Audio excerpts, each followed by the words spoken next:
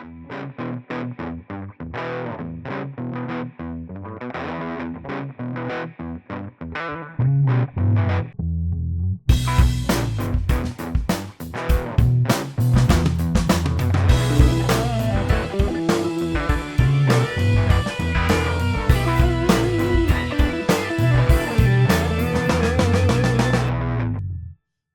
welkom by 'n nuwe kwartaal saam by C'est la Vie. Hallo Koos, hoe gaan met jou? Goed en met jou, Gerard. Koos, het jy 'n lekker... Nee, ek wil nie vir jou vra of jy vakansie gehad het, maar ons het definitief nie in Paasnaweek tyd vakansie gehad. Allerminst vakansie, maar ons was geestelik op 'n reis. Ja, wat 'n tyd. Ja. Wat 'n wonderlike tyd. Snaaks na Paasnaweek by ons altyd.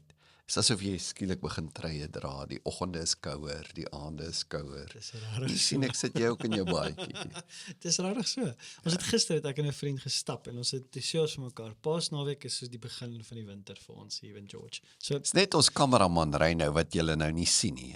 Hy glo nie in treie nie. Nee. Hy wys vir ons almal ons is sissies. Hy loop hier rond asof dit die middel van die Ja. somer is. Is jy lekker. Maar ek hoop jy het as jy afgehaat het jy hoop jy het 'n lekker rustyd gehad. Ons is weer terug met die tweede kwartaal van 2026. Ek kan nie glo ons is al in die tweede kwartaal nie, maar ons sien uit na 'n kwartaal van saam reis. Nou net voor die vakansie begin het ons afgewyk van ons normale loop in C'est la Vie en ons het baie gefokus rondom Lent spesifiek. Nou kom ons weer terug na hoe ons C'est la Vie doen. Nou, vir die vele wat nou vir die eerste keer kyk, C'est la Vie is 'n gesprek tussen my en Koos, waar ons 'n klein bietjie verder gesels oor dit wat Sondag gebeur het in die preek. Ons brei so 'n bietjie uit op 'n punt hier en so voorts, om net bietjie meer te gesels oor die dinge wat ek wens. Ek het nou al baie keer agtergekom. Ek wens baie keer as ek 'n preek kan preek, ek wens ek het 2 ure of 3 ure gehad om te kan praat.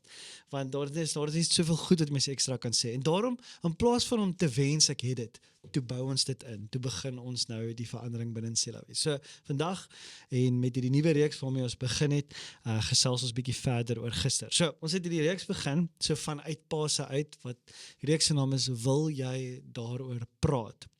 Jesus maak hierdie groot uitnodiging. Die grootste uitnodiging vir alle tye is die uitnodiging kom na my toe. Dit is 'n verbuisterende uitnodiging. Dis 'n uitnodiging wat lewe gee, dis 'n uitnodiging wat ons in alle opsigte in ons lewens, in alle stukke van ons lewe wat ons het nodig het, kan ons iets daar gaan vind in daai uitnodiging wat Jesus sê kom na my toe. So vir die volgende paar weke gaan ons gesels oor hoe Jesus ons nooi in ons doodloopstrate, in ons bekommernisse, ons vrese, en ons vermoeienisse en ons trane, nooi ons in al hierdie aspekte van die lewe om na hom toe te kom. Nou gister het ek gesels oor daai uitnodiging wat Jesus kom na my toe in jou doodloopstrate. En ons het gister gekom by eintlik die soos jy het dit so mooi gestel, Koos, die fundamentele ding van mens wees. Dit is dis wie ons is as mens. Binne in ons diepste wese het elke mens hierdie wete van ek kan eintlik hierdie nie doen nie. Maar dit word heeltemal toegemaak in die samelewing met die idee van nee, maar jy kan alles doen. Jy kan vlieg. Glo net in jouself en jy kan maak wat jy wil en jy gaan hierdie dinge kan regkry in die lewe. Jy moet net glo in jouself. Jy net daai woorde vat en jy as 'n gelowige en jy vat daai woorde en jy pak dit uit. Koos, glo in jouself en jy kan enige iets bereik. Wat heeltemal teenoorgestelde is van wat die Bybel ons nou toenooi en veral wat Jesus nou toenooi is, hy vir ons sê, kom na my toe. Kom na my toe, die wat vermoeid en belas is en ek sal vir jou rus gee. Soveel plekke wat jy sê, as jy honger of dors is, kom na my toe. As jy dors is, kom na my toe, jy sal nooit weer dors kry nie. Jesus nooi ons kom na hom toe. En dan by die bergpredikasie, dan kom Jesus en dan maak hy die verbuisterende stelling vir die mense wat nou luister. En Jesus sy sê, eerste stelling. Hy begin daai preek en hy sê, geseënd, salig, in Engels, blessed, makarios, soos ons gister gepraat het, is die een wat arm van gees is. Nou ek sien dit in my gees so, dis wat ek gister ook gesê het, toe daai mense so gesit het en hulle het Jesus se woorde geluister, Jesus begin, hy sê, Makarios en almal is al opgewonde want hier gaan Jesus nou vir ons sê, hoe gaan ons hierdie soort lewe kan kry? En dan sê hy, is die van julle wat arm van gees is. Dit in vandag se samelewing maak daai stelling geen sin nie, want in vandag se samelewing sê is, maar jy moet nie arm van gees wees nie. Of soos ek gister sê, heeltyd in die preek, devout, en jy wat Devoid of spiritual ja, pride. devoid of spiritual pride. Ek sê devout in your spiritual pride. Ons maak ook maar foute. Maar dis die uitdrukking van Jesus. Ons moet devout wees van ons spiritual Devoid. pride. Ag, devoid. Daar doen ek dit weer. Devoid. Sien jy, ek maak nog steeds foute. Devoid of your spiritual Ag Gerard, kom nou maar uit arrogance. dan, maar jy maak as prins foute want jy kom so ongelooflik oor dat jy voel nee, net nou raak jy hoogmoedig. Ja, kom ek wys my gebrokenheid. Ek is totaal bankrot om my taal vermoë. Okay, maar in elk geval. So, dis die uitnodiging van die Bybel, wat heeltemal kontrasterend is met wat in die wêreld vandag gaan. En ek wil ons met, want dit beteken, as ons werklik glo wat die Bybel sê, want dit is baie keer maklik om hierdie dinge te hoor wat ons lees in die Bybel. Ons hoor dit, ons weet dit moet so wees, maar raak dit ons elke dag lewe? Raak dit my besluitneming vandag, my besluitneming vir die week, vir die maand, vir die jaar? Hoe raak hierdie bewustheid van ek is bankrot my elke dag loop in hierdie lewe? Dus ek wil ons 'n bietjie dit verder vandag uitpak. Jo Gerard, ja, en ek dink dit koppel ook direk aan wat ons nou pas gevier het. Paasfees, en hoe raak Paasfees my elke dag lewe? Is dit werklik so, dat as Jesus nie die dood oorwin het nie, ek ewig dood is? Ja. Dat ek bankrot is selfs van die vermoë om te lewe, dat ek nou tans reeds bloot in 'n fisiese bestaan is, maar besig is met 'n ewige dood, as ek Christus nie het nie. En hierdie Christus sê ek sterf, omdat jy eintlik dood is. Ek verloor als omdat jy bankrot is. En eers as jy dit glo en erken, is jy geseënd. Ek raak vervloek, sodat jy geseënd kan wees. Jy's bankrot. Verstaan jy die toestand van mens wees? Nie van die slegste mense nie, van die beste mense. Die beste jy is dood sonder my. Wat 'n radikale ding om te erken, wanneer jy Christus innooi, of jou lewe oopmaak vir hom. Eintlik sy uitnodiging aanvaar. Erken dit. Jy wat dit maak dit nie. Jy's verlore sonder my, jy's verdwaald sonder my, jy's dood sonder my, jy's bankrot sonder my. Alles metafore van die realiteit van menswees. Dis 'n direkte uitvloeisel uit Paase. Ek sterf sodat jy moet insien. Dis eintlik wat jy verdien. Jy is so bankrot dat jy die dood verdien. 'n geweldige, soos jy sê, teenkulturele siening van die lewe en van menswees. En nou vra jy die vraag, maar hoe raak dit my daaglikse bestaan? Ek sou sê, Gerard, die eerste ding is juis waar ons nou vertrek het. Dat ek my aanhoudend moet vra, is dit nog steeds die heersende siening van die lewe in myself? Is dit steeds die heersende selfbeskouing? Erken ek steeds, selfs ek as 'n gelowige, is sonder Christus 'n bankrot wese? Jy kan net gelukkig wees as jy leef met hierdie onderbou, hierdie filosofiese onderbou. Hierdie manier van dink oor jouself. Om oor en oor, dis hoekom gister se diens 'n mens so tot stilstand geruk het, terwyl ek daar sit en sê, o Here, herinner ons gereeld hieraan. Ek is bankrot. En hoe raak dit my daaglikse lewe, sal ek sê, stap 1 is om aanhoudend te vra, is ek nog steeds deurdrenk van hierdie filosofiese ingesteldheid, of het ek hierdie sekulêre ingesteldheid? Ja. Is ek ingesluk deur dit wat jy nou gesê het? I believe I can fly, glo in jouself. Of het ek 'n ander benadering tot die lewe? Dit maak 'n mens 'n baie meer nederige en gebroke mens, maar 'n heeler mens. Ja. So om eerstens net weer daardie filosofiese oortuiging te laat insak in ons wese in. Ek en jy het nou voor die tyd gesels. Wie kan dit beter sê as C.S. Lewis? Sjoe, wanneer hy daaroor praat, dan voel ek, ja, dit sê vir my so wat jy gister gesê het.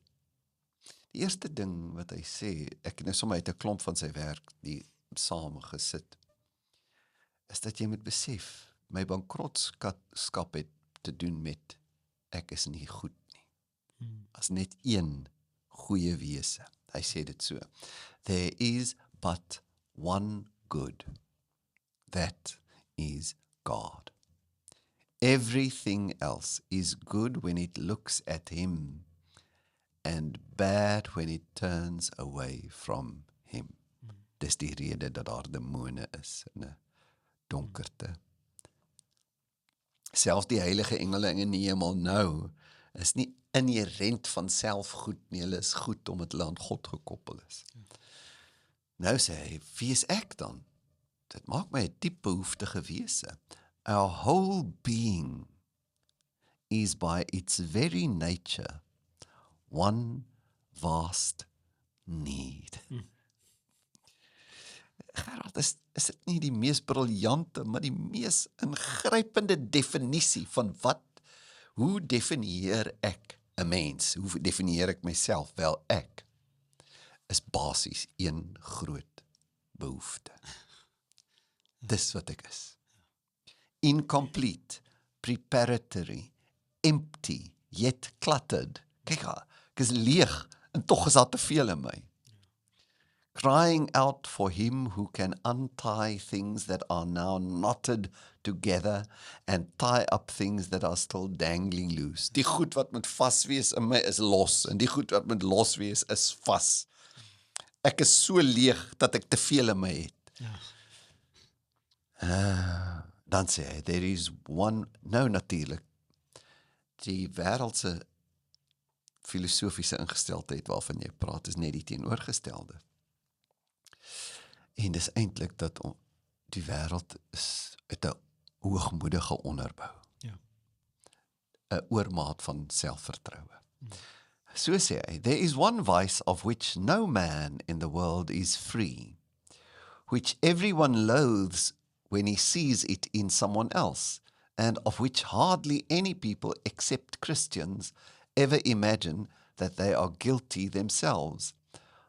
I have heard people admit that they are bad-tempered, or that they cannot keep their heads about girls or drink, or even that they are cowards. I do not think I have ever heard anyone who was not a Christian accuse himself of this vice. And at the same time, I have very seldom met anyone who was not a Christian who showed the slightest mercy to it in others. There is no fault that makes a man more unpopular, and no fault which we are more unconscious of in ourselves. And the more we have it ourselves, the more we dislike it in others. And the vice I am talking of is pride, self-conceit. And the virtue opposite to it in Christian morals is called humility. The center of Christian morals does not lie in sexual morality. Well, now we have come to the center. According to Christian teachers, the essential vice, the utmost evil, is pride. Unchastity, anger, greed, drunkenness, and all that are mere flea bites in comparison. It was through pride that the devil became the devil. Pride leads to every other vice. It is the complete anti-God state of mind. Pride always means enmity. It is enmity, and not only enmity between man and man, but enmity to God. If you come up against something that is in every respect immeasurably superior to yourself, unless you know God as that, in God, you come up against something that is in every respect immeasurably superior to yourself. Unless you know God as that, and therefore know yourself as nothing in comparison. Dis presies waaroor jy gister gepraat het. Gelukkig is die ou wat erken. Ek is niks. Ek is bankrot. Unless you know yourself as nothing in comparison to God, you do not know God at all. En ek wil bysit. En jy ken jouself ook dan nie. As long as you are proud, you cannot know God. A proud man is always looking down on things and people, and of course, as long as you are looking down, you cannot see something that is above you. Het is nou 'n lang stuk wat ek van iemand anders gelees het, maar omdat ons dit nie beter kan sê nie, Gerard, ten minste ek nie. So stap 1 prakties sou ek sê, is om jouself aanhoudend te herinner. Here, dit is werklik waar wat Gerard gister in die kerk gesê het. Ek kan nie gelukkig wees as ek nie leef met 'n filosofiese onderbou. Ek is 'n bankrot mens. En dis 'n vreemde ding, want in hierdie wêreld van self-help boeke, en ek het nou die dag 'n interessante, net 'n ding op die radio geluister, het hulle so, toe ek my kind gaan aflaai, het hulle met Motivation Monday op KFM, het hulle net so ding gehad. Ja. En ek kan nie onthou wat die persoon gesê het, maar ek luister en ek dink myself, is dit werklik wat die wêreld dink? Jy moet net hierdie en hierdie, just do this, just be that, just think like that, and this will happen. En dan gebruik hulle die woord, you need to manifest this into existence, jy weet. En dan dink ek by myself, dink ons werklik dat dit is dit? Nadat hoeveel mense al, bekende mense, het al gesê, weet, ek dink Jim Carrey het een keer gesê, toe gesê, hy wens almal in die lewe wil net ryk en famous en al die dinge word wat jy voor droom en na toe streef, net om agter te kom, dat daar is ook niks daar nie. En dan vat dit hom nou om daar te kom op baie punt waar hy besef, maar selfs in alles waartoe ek myself na toe streef in hierdie wêreld, wat die wêreld sê dat dit is wat my geluk gaan bring, dit bring my na 'n niksheid toe nie, 'n leegheid toe. Voor Jesus sê, maar wanneer ek dit nou besef, dat ek is niks, is daar 'n volheid, want ek vind dit in hom. Ek hou van wat Charles Spurgeon gesê het. Hy het gesê, he who thinks he can do without Christ has never yet known the depth of his own need. Presies dit, ja. En dit is my baie interessant in die wêreld vandag, en ons het gister ook so vinnig daar gepraat, as mens net kyk, jy weet, wat in die oorloë in die wêreld nou aangaan, en die manier van praat, manier van praat is, jy weet, net ek kan hierdie doen. Geen ander persoon kan hierdie doen nie. Net ek sal hierdie ding kan, weet, net daai taal alleenlik, sê iets van hierdie woord van pride, dis besaai met hierdie pride, en dit kom na niks toe nie. Ja, dit maak 'n mens baie bekommerd voordat ons nou persoonlik praat oor hoe beïnvloed dit jou prakties. Nou dat jy dit noem, dit maak 'n mens bekommerd oor die Amerikaanse politiek, maar in politiek in die algemeen, nie? Selfs al sou jy saamstem uit 'n politieke siening, dat jy het meer 'n konservatiewe politieke siening, en stem saam met sekere besluite wat geneem word, dat die geur van arrogansie, selfverheffing, dit raak al hoe meer onverbloem. Ek meen, ons praat nou van die president van Amerika. 'n Mens wil nie oordeel nie, maar jy moet tog dinge sê van, jy kan nie oor goed net aanhou stil bly nie. Net vanoggend het ek gesien dat die president 'n uitbeelding van homself as 'n Messias figuur, eintlik 'n parodie. Hy het die lig in sy hand, en dan is daar karakters wat na hom kyk met bewondering. Dit is uiters kommerwekkend, dat selfs, al sou jy sê, ek stem maar 100% saam met besluite, karakter troef beleid, altyd, net soos wat 'n talent troef. Uiteindelik sal 'n hoogmoedige, arrogante, hoe sal ek sê, Messias kompleks. Ek alleen kan hierdie doen, ek moet, is baie kommerwekkend, en dit manifesteer ook in onsself, nee. En dis presies wat jy nou daar sê, want daai idee sê dat, jy weet, so met ander woorde, ek kan hoe goed wees in selfs hoe ek leef in my lewe, maar as ek dink dit kom uit myself uit, en dat dit ek is, gaan daar iewers 'n muur getref word, wat jy besef, maar dit is eintlik ek kan nie hierdie doen nie. Ja, 'n hoogmoed kom altyd voor 'n val. Ja. Selfs al is daai val eers aan die einde van jou lewe, maar meestal is dit in hierdie lewe. Ja. Dat mense wat leef met hierdie anti-Bybel waarheid. Die waarheid, jy kan nie. Soos ek, want hy sê so anti-God, dus C.S. Lewis sê, dit is 'n anti-God manier van doen. Gaan ergens of ontnigter word, ek het myself bedrieg, of hy het geweet hy bedrieg homself, as almal maar weet hoe ek is, maar ergens gaan hy dan ontbloot word. Dis 'n ewige wet. As jy jouself verhef, gaan jy val. God sê, is dit Jakobus, weerstaan die hoogmoediges. Maar hy nederig is, betoon hy genade. Ja. So, Ekskuus, net in Jesaja 66 wat ons gister gelees het, dit het my so getref, daai woorde, want die woorde is daar, God praat vanuit 'n plek uit van, weet, die woorde hoe God gebruik teenoor wie hy praat, nou is dit as God sê, sien jy wie ek is? Jy weet, die aarde is my voetbank. Wat is die huis wat julle vir my kan bou? Jy weet, dit is so 'n ding van die grootsheid van wie God is net onuitsprake, maar dan sê hy, die een op wie ek ag gee.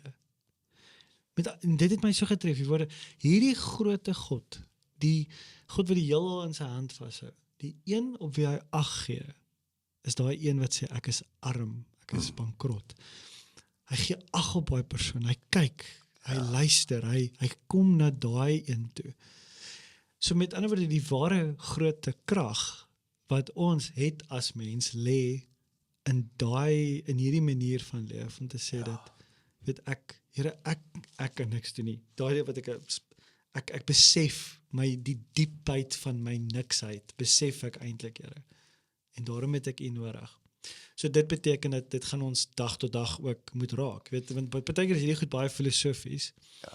So, en ons het vroeër daarvan gepraat, dit raak byvoorbeeld hoe ons week begin. Byvoorbeeld op Sondag. Wat doen ons op 'n Sondag? Hoekom kom ons kerk toe? Byvoorbeeld, dit moet raak aan die feit dat ek na kerk toe gaan op 'n weeklikse manier. Of op 'n weeklikse basis. Ja, want ek sê, ek is 'n sterwende mens, eintlik altyd, hierdie bankrotskap leef ek mee, maar Christus, elke Sondag is eintlik soos 'n Paaszondag. Ja. Ek begin weer, maar die verreëse Christus leef, en hy laat my leef. Hoe begin ek my dag? Hoe leef ek my dag? Besef ek dat elke dag sonder gesprek met hierdie een wat my in my bankrotskap kan optel en verryk maak en help in my vermoë gee, in my liefdeloosheid weer liefdevol kan maak. Besef ek dat elke dag sonder 'n ingesteldheid, 'n kontak, 'n buig of fisies op my knieë of in my hart, elke dag sonder gesprek, doelbewuste steun, leun op hom, 'n nuwe verklaring van my bankrotskap en my behoefte en my afhanklikheid. Elke so 'n dag was dan 'n bankrotdag. Was daar geen rekening in die sin, geen deposito in die sin van my lewe gemaak nie. Ek het 'n dag vermors. Dit verander mense perspektief op toewyding, stilte tyd, gebed. Here, ek kan werklik net leef vanuit U. Alles wat ek nodig het, moet ek van U af ontvang. En selfs die dinge wat ek het, en dit nie so beskou nie, dat ek het dit net as ek dit sien as vanaf U ontvang, sal ook vermors word. So my stilte tyd, die rede dat ek na die Bybel toe gaan. Here, ek erken ek is ook in my denke, in my verstand bankrot. Selfs emosioneel bankrot. Ek moet opnuut geïnspireer word. Ek moet opnuut die inligting wat fundamenteel anders is as my natuurlike ingesteldheid in my laat kom.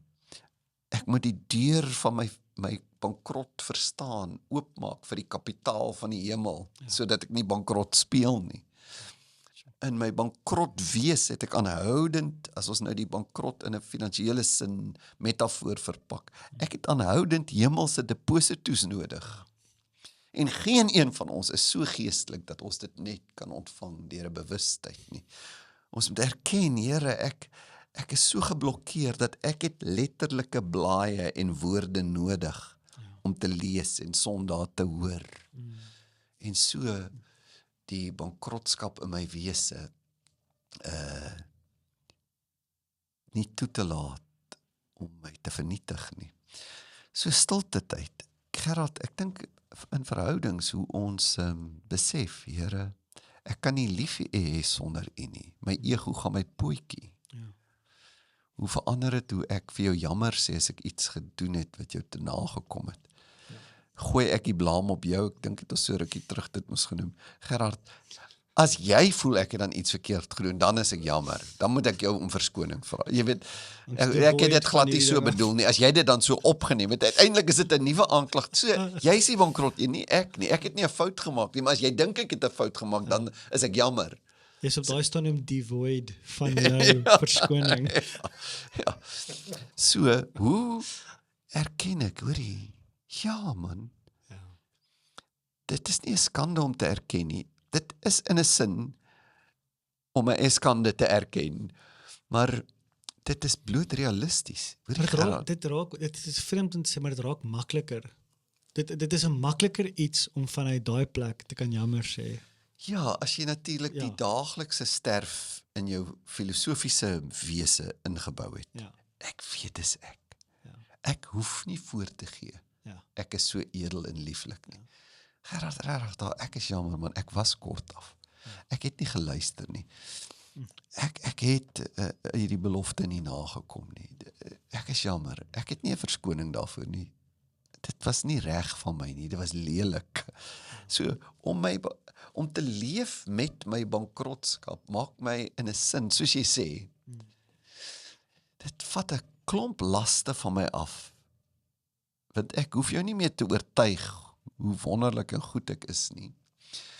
En wanneer ek wel reg optree, is daar 'n nederigheid daarmee saam, want ek weet, Here, hierdie is verkree attributus. Dit is 'n verkree goedheid.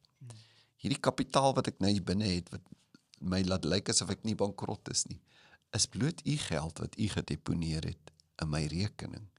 Dis hoekom ek hierdie transaksies in my verhoudings kan doen, hoe bevrydend, en as 'n mens sulke mense ook ontmoet, wat werklik so leef, dan kom jy agter daar's iets ontsettend aantreklik in 'n mens wat sy bankrotskap leef op 'n manier dat hy ryk is. Dit nie gebruik as 'n verskoning. Ja, maar dit is nou maar hoekom ek nooit my take doen. Ek is nou maar so. Ja, of want dit kan ook 'n stuk trots ook raak. Ja, dis 'n subtiele gevallenheid wat ons het, nee, geslepe. Waarin kan 'n mens dan nog sê, jy kan selfs gaan na, hoe praat ek oor myself, hoe praat ek oor jou? As 'n vreemde iets wat die Bybel sê, dat ons altyd aan 'n ander mens moet dink, as groter as ek self, belangriker, selfs 'n kind. Is dit 'n oneerlikheid? Is dit iets wat, is dit 'n tegniek om mense te beïnvloed en goed te laat voel?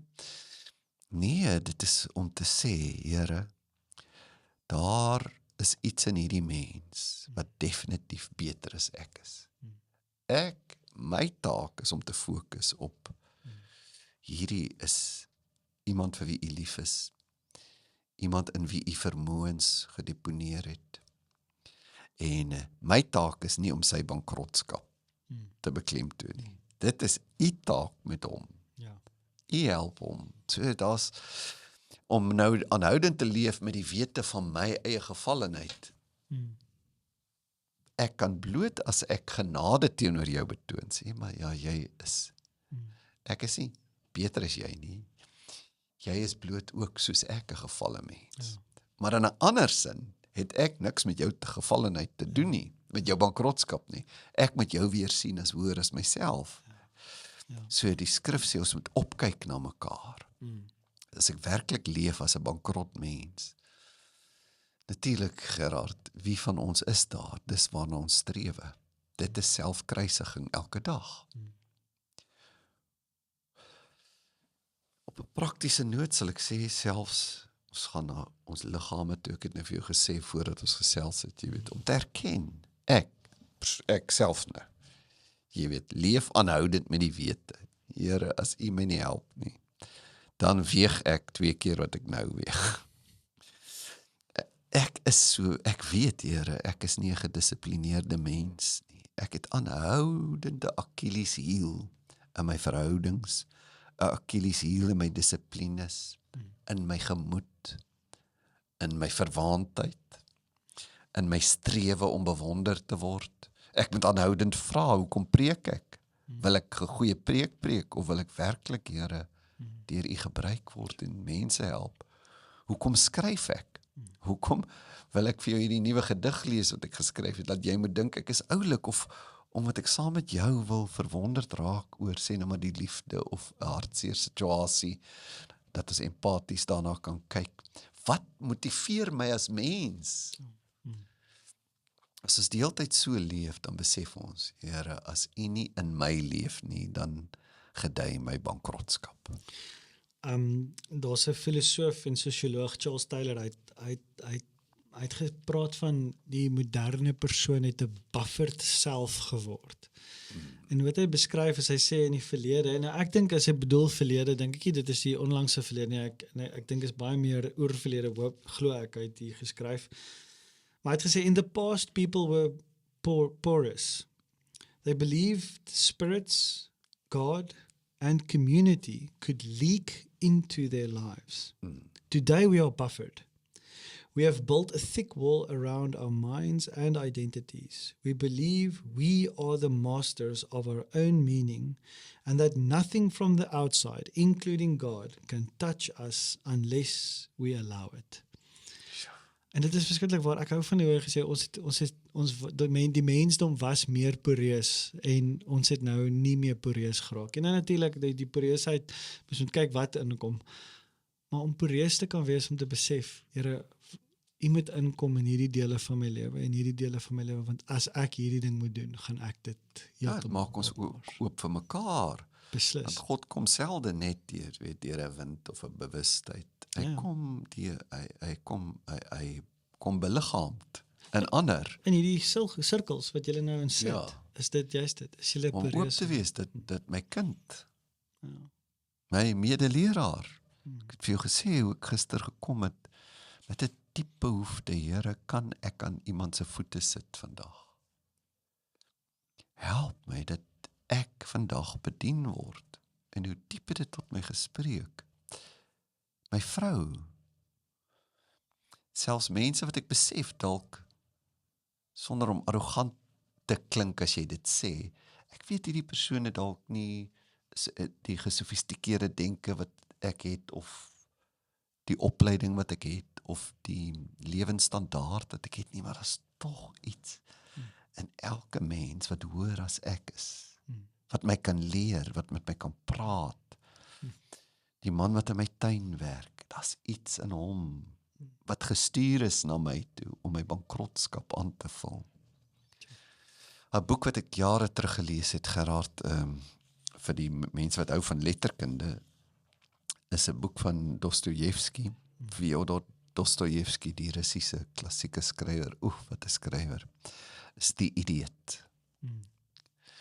Dan beskryf hy nou 'n soort van 'n figuur wat so is. Wat net van almal die beste dink.